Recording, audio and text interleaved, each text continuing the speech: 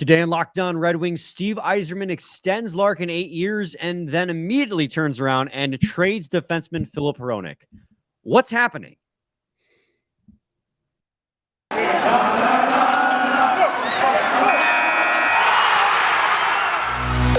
You're Locked On Red Wings, your daily podcast on the Detroit Red Wings. Part of the Locked On Podcast Network, your team every day.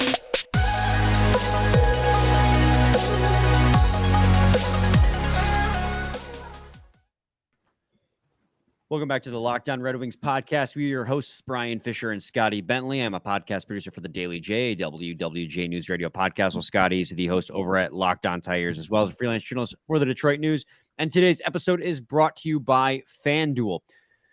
Make every moment more. Visit FanDuel.com/LockedOn today to get started. And Scotty, we have one hell of an episode ahead of us here today. And I feel like we shouldn't do any pleasantries. We should just kind of dive right into it. Yeah, I don't even want to say hello to you. Yeah, I mean, let's just skip right past that. I don't even want to say what's up, dude. I don't even care about your day. I'm just ready. Well, we know how this day has been. It's been invigorating, I guess is the best term I can use. Let's start off the beginning, because I want to get this out of the way before I forget to talk about it. The Red Wings signed out of the QMJHL Alexander Doucet to an entry-level contract. He is fifth in the QMJHL in total points. So far this season, he's got 89 points in 58 games played. He split those two. He split that season with Val d'Or Forez. I don't know my French pronunciations, but that's my best guess. As well as now he's currently with the Halifax Mooseheads. Good depth signing, taking a flyer on a guy who's having a great year. Real breakout season, projected to have over 100 points this year. Yeah. No problems with it. Yeah. Word. All right, cool. Now we're past that. Let's get right into the real stuff. As you know, I joked about it, saying that Doucet was like, the signing we've been waiting for. But the day after signing Jake Walman to a 3-year, $3.4 million contract, which had us absolutely riled up, Steve Yzerman says, bet I'm going to do you one better.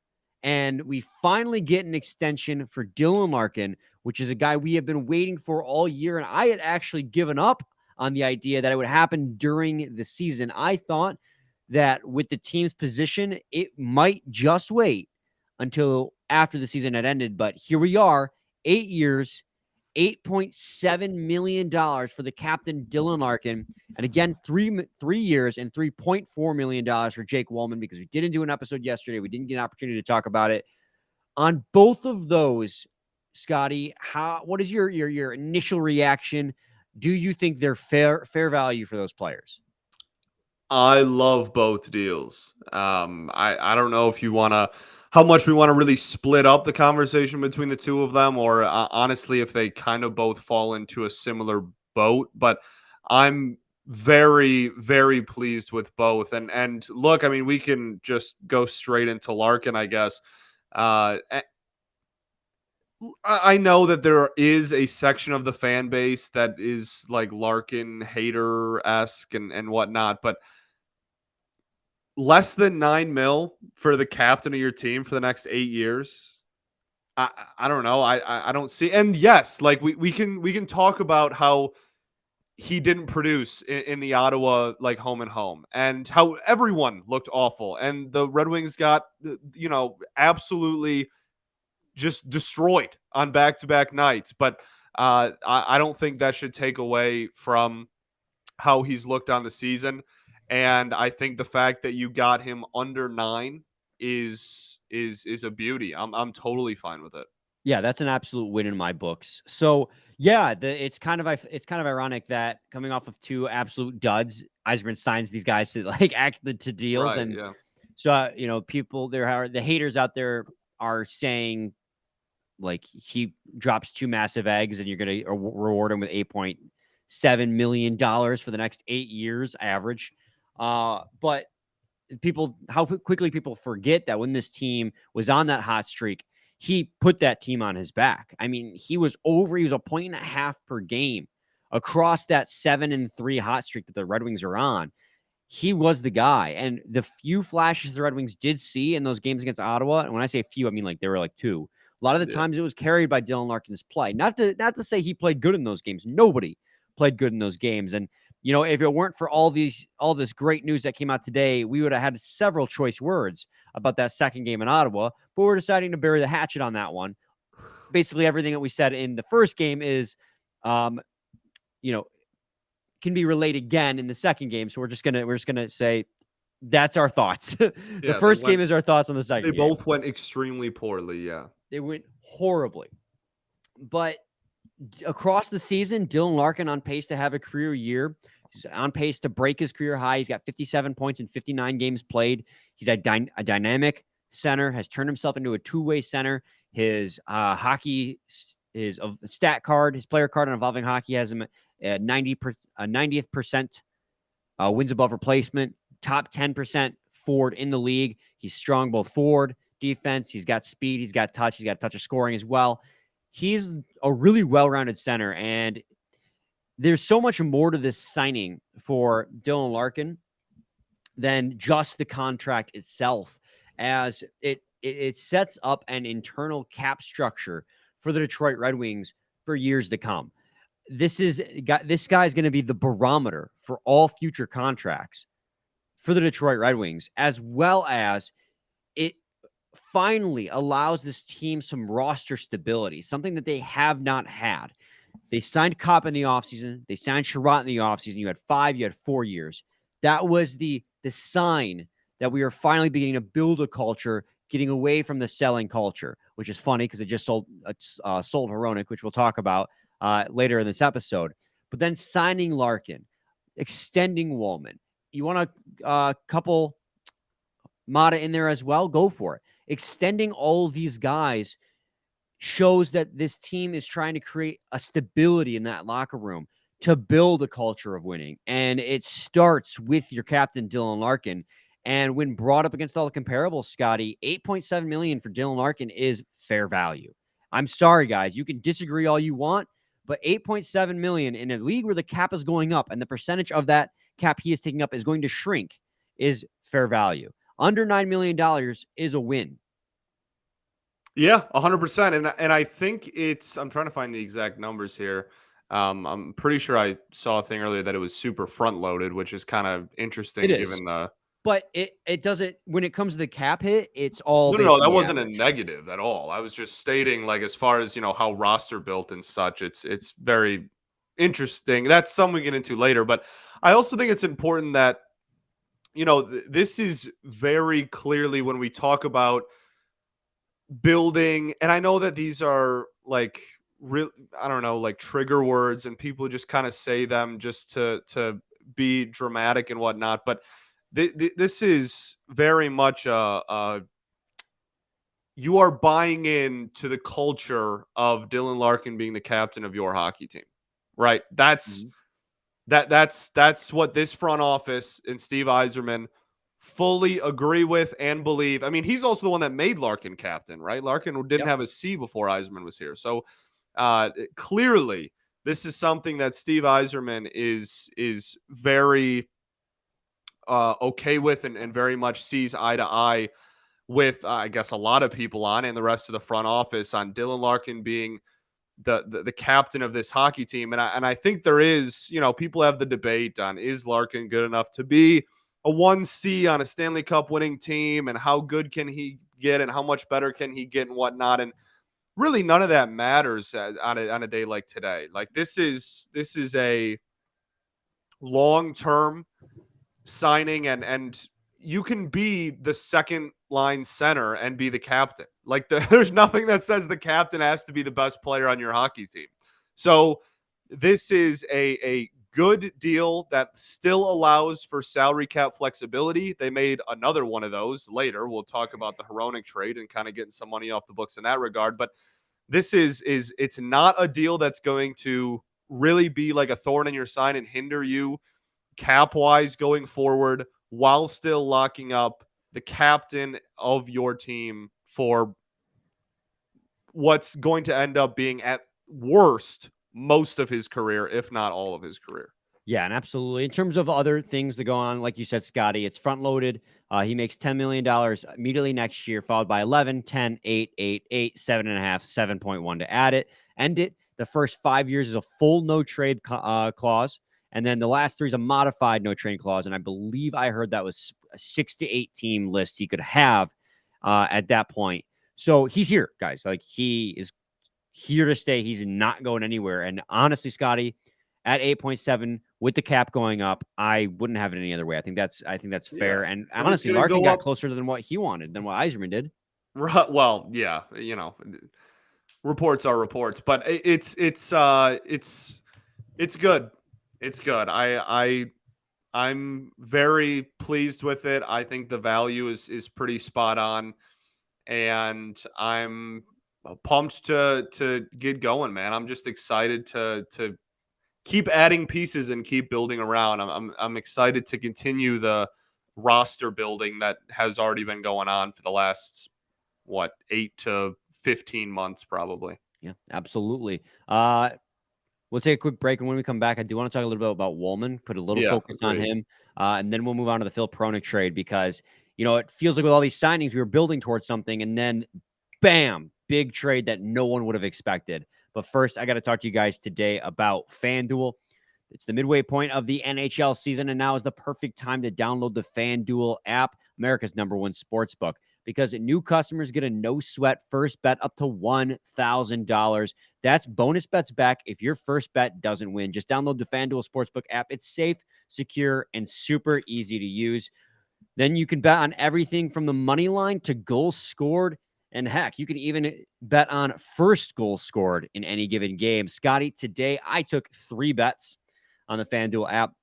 I took Edmonton Oilers, dogs at home over the Toronto Maple Leafs, looking pretty good. In fact, they won 5-2, so that's a win for me. McDavid had 3 points at the end of the first period. Yes. I also took Devils, dogs on the road in Colorado, currently up 6-4 as of recording this. And I took Golden Knights, dogs at home against the Carolina Hurricanes. That one's tied 0-0. All plus odds. I like my dogs. Clearly. You can Got get that all dog that in 'em. and more at FanDuel Sportsbook. Plus, FanDuel even lets you combine your bets for a chance at a bigger payout with the same game parlay. So don't miss this chance to get your no sweat first bet up to $1,000 in bonus bets when you go to FanDuel.com/lockedon. That's FanDuel.com/lockedon to learn more. Make every moment more with FanDuel, an official sports betting partner of the NBA. Segment 2, Locked On Red Wings podcast. Scotty and I are sitting here talking about the big contract signings. Before we move on to Jake Walman, anything you want to say about Larkin? I mean, for me, it was pretty straightforward. This is a contract that needed to be done for the team, for the stability in the locker room and the culture you're trying to build, and you need a guy like Larkin, and it got done. So yeah, I agree. I think he's good for the Red Wings. There is a point in which everyone becomes like not as valuable as you would like if you pay them enough money, and I don't think they even came close to hitting that mark. And I think the value is too good to be upset, even if you're like a Larkin hater. I don't know. I think it's pretty solid value all around. Well, don't get me wrong, it wasn't a hometown discount by any stretch of the imagination, but No, yeah, I'm it not trying to was make it it sound was like we got fair. a captain for 5.5, but Yeah. like it's yeah, no, I'm not trying to go too hard the other way either. I'm saying this is fine value. It won't hinder the team. It's going to keep Larkin happy. That's a win in my books. And it keeps me happy, and we all know that's what matters most. Of Anyways, course. the Jake Walman extension, we didn't get an opportunity to talk about that or focus on it yet. 3 years by $3.4 million for the speedy defenseman who's come out of nowhere.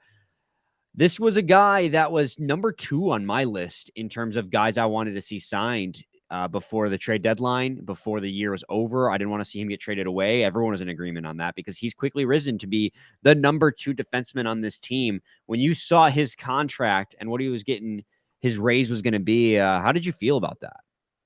Walman? Yeah. Oh, thrilled. I mean, that's another one.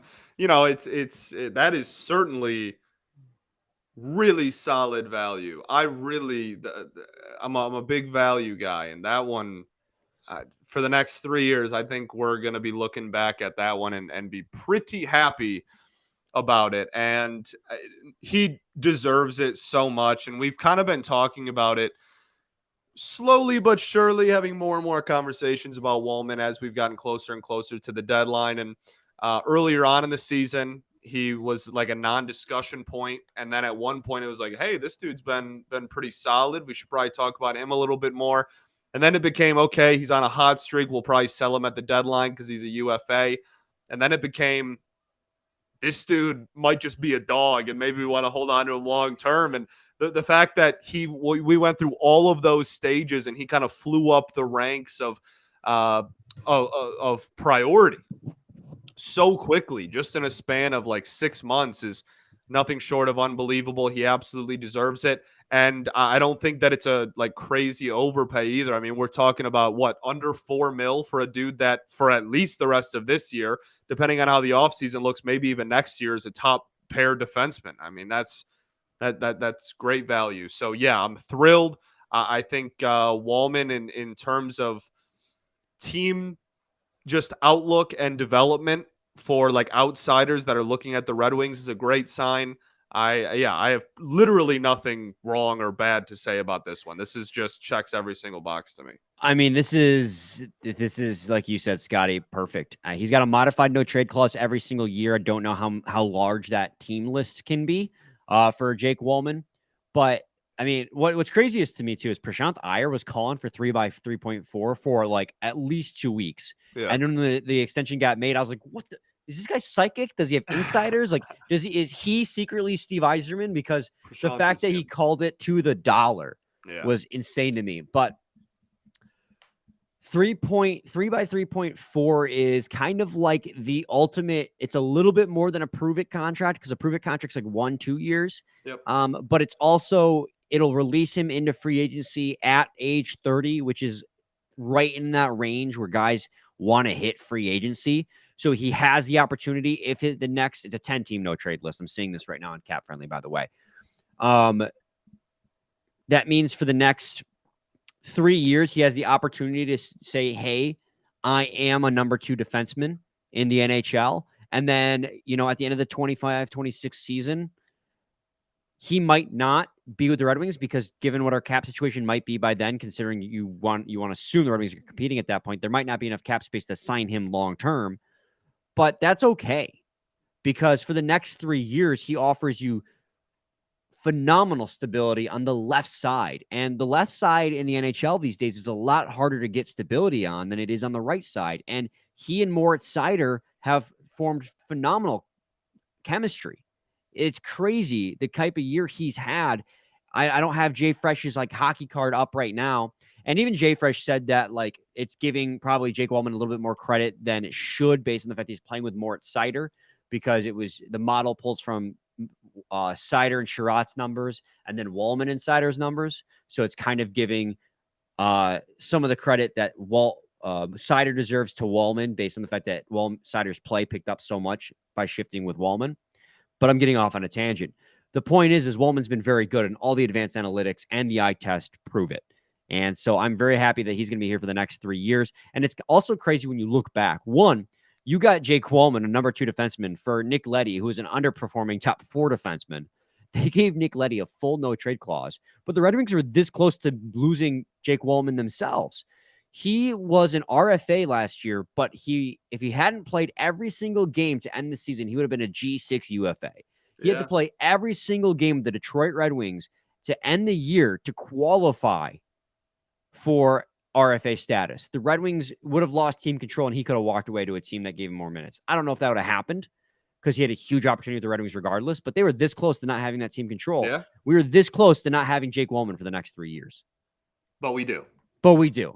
And so it's, coming into this today, coming out, not even into today, but I guess today's episode, we were thinking like, okay, this is building to be still a stand pat deadline outside of the trade for Filip Hronek, or the trade for Tyler Bertuzzi is what everyone was assuming would happen. Right. But then Steve Yzerman blindsides us. As he does. with a trade of trading Filip Hronek to the Vancouver Canucks. And now, Scotty, I'm sitting here and I don't know what the plan was. At least that's what I thought when that trade initially happened. But now it's been hours. We gave it to about 11 o'clock at night here in case Steve Yzerman had more cooking to do. And on the other side of this break, Scotty, you and I will kind of break down our thought processes behind why this Filip Hronek trade happened and what it means for this team, trade deadline and beyond. But first, I got to talk to everyone about Indeed. No matter how the last game went, anytime you take the field, you've got a shot at greatness. Give your team the best shot at winning by recruiting more MVPs with Indeed. If you're hiring, you need Indeed because Indeed is the hiring partner where you can attract, interview, and hire all in one place. Instead of spending hours on multiple job sites, hoping to find candidates with the right skills, you need one powerful hiring partner that can help you do it all. With Instant Match, as soon as you sponsor a post, you can shortlist quality candidates with resumes on Indeed that match your job description, and you can invite them to apply right away. Plus, you only pay for quality applications that meet your must-have requirements. Start hiring right now with a $75 sponsored job credit to upgrade your job post at Indeed.com/lockedon. Offer valid through March 31st. Segment 3, Locked On Red Wings podcast. All right, Scotty, let's get into the meat of this, which is crazy because everything before this has been meat too. It's like adding meat on meat. The third segment, we're like, let's start the show. Let's start the show. As if the Larkin and Walman extensions weren't huge for this organization. But like I teased beforehand, it felt like everything was heading in one direction. You know, this team was on a trajectory of solidifying their core. And I don't know how you felt about Filip Hronek, but he was here for one more year at let me double check on this, $4.4 million and was an RFA at the end. I never once thought Filip Hronek would get traded, at least not this season. He did. What was your instant reaction to that trade of Filip Hronek to the Vancouver Canucks? My instant reaction was I'd have hit accept too. And that's not a slight on Hronek at all. We can just get right into it, I guess. You're absolutely right. And we have had this conversation on the show a lot. And that's something that I have been constantly trying to preach for a long time is like the trade value is market and team control. Like that's what determines trade value. And Hronek, who knows what the market for Hronek single-handedly was, or even if there really was one. But I mean, objectively, because of the reasons you already laid out, year and a half of current contract left, plus RFA status after that, for a dude that's only 25 and having a really solid season offensively, that's you could probably get some. I don't think I if you would have asked me, I there's no way I would have told you we would have gotten a first and a second for him.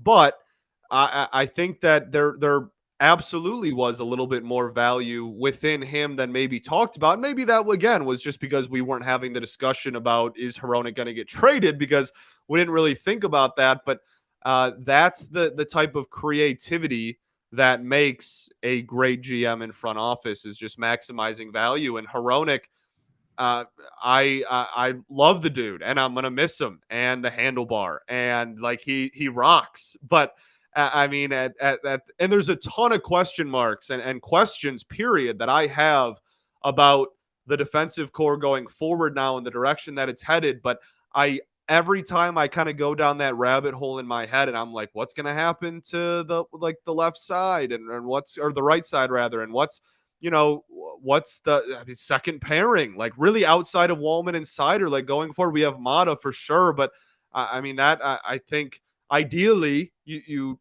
don't want to be maybe playing only Mata like 15 minutes a night. Like I go down those rabbit holes, and then I just come back to the same place, which is just, you got a first and a second round pick for Filip Hronek. Yeah. And that's just, no matter how you slice it, what your angle is, what questions you have going forward, that's damn good value. There's so much to break down with this. First of all, the trade itself, in terms of what actually happened, the Red Wings got a 2023 first round pick. It was the Islanders draft pick that the Canucks got in the Bo Horvat trade. It is conditional upon that if the Islanders finish,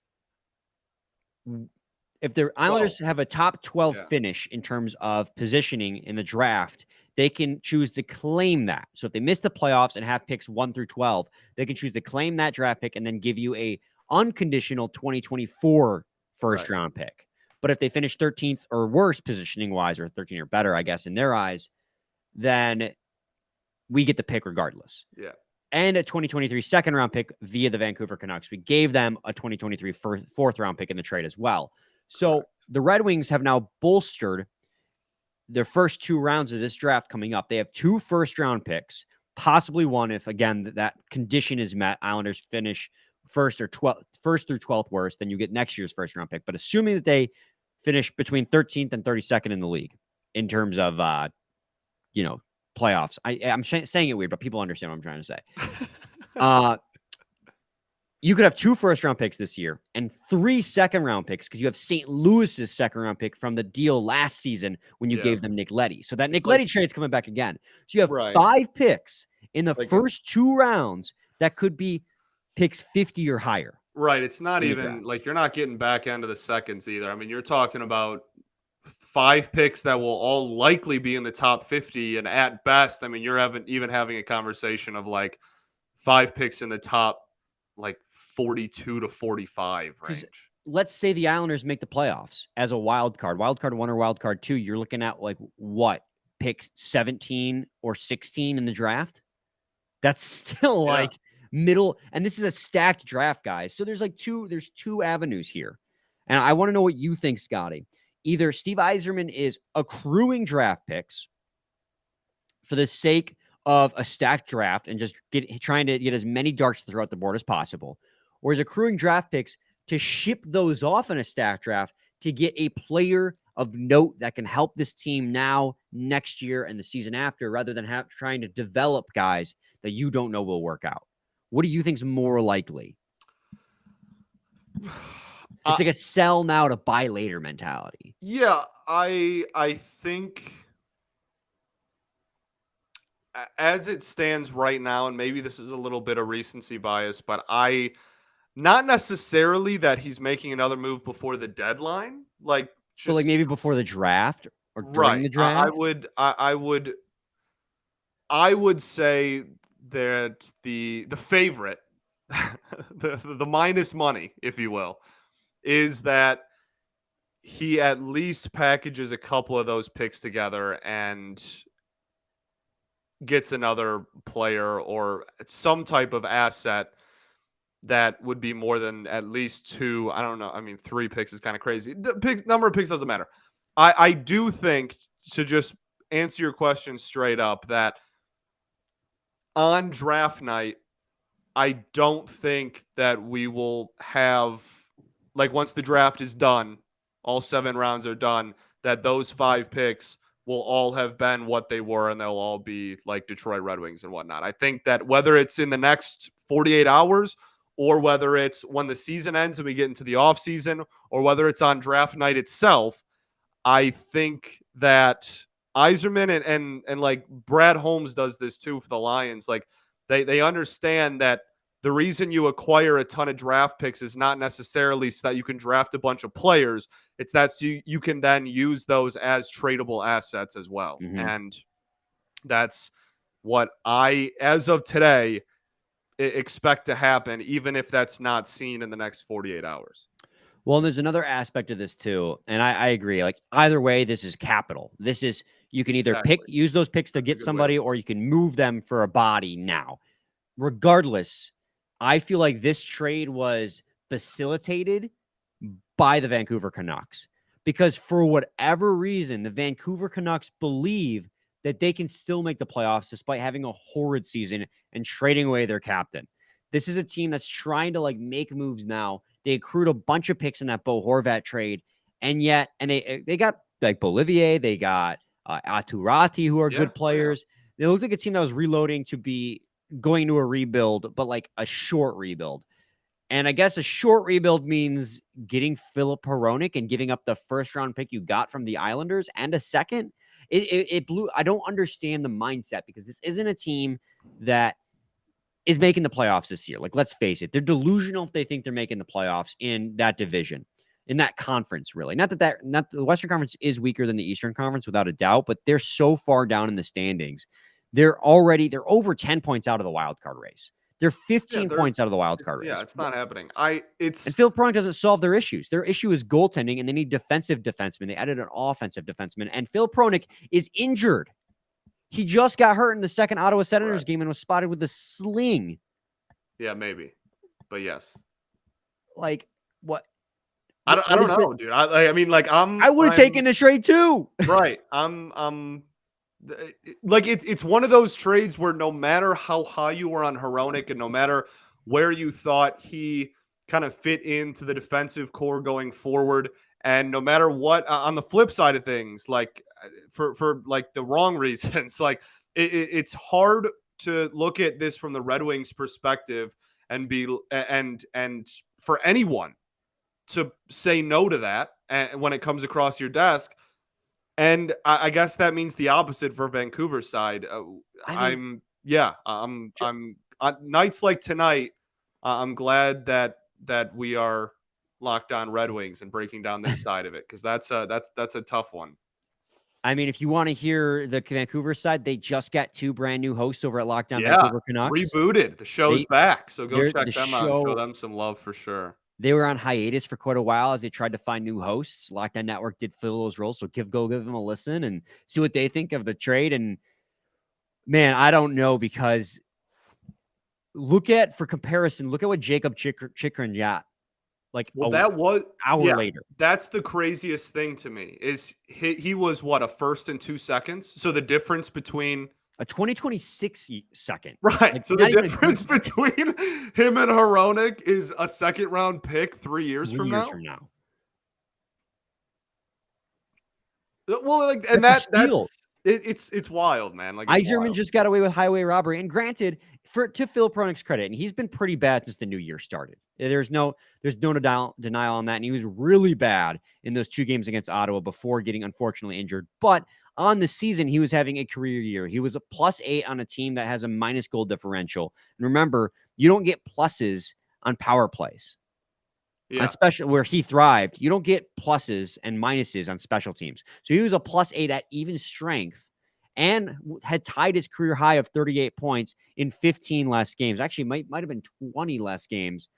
I can't remember exactly how many games played he had last season compared to this year, but he's already tied his career high, so he's going to set a new career high, assuming he plays another game and gets another point. So he's had a career year despite slumping as of late.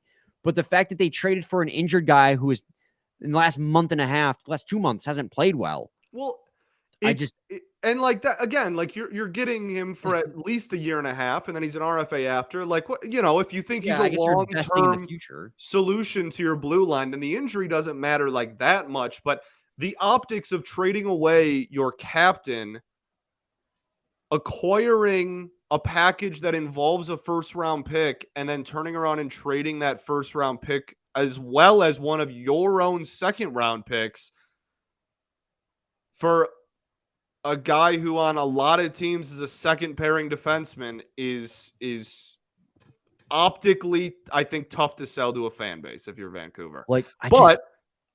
We're Detroit, and I think it's a relatively easy sell for as much as we love Hronek. Well, that's exactly it. Like, I was pretty high on Hronek all season long. I've always believed in his upside. We've sung the praises of like how great of a season he's had and how big of like strides he's taken in the last year and a half. I mean, if we remember the beginning of last season, he was getting healthied. Yeah. Remember? And we were like, oh my goodness, this is a disaster and whatnot. And like now he has turned himself into a legitimate offensive defenseman at only 25 years old.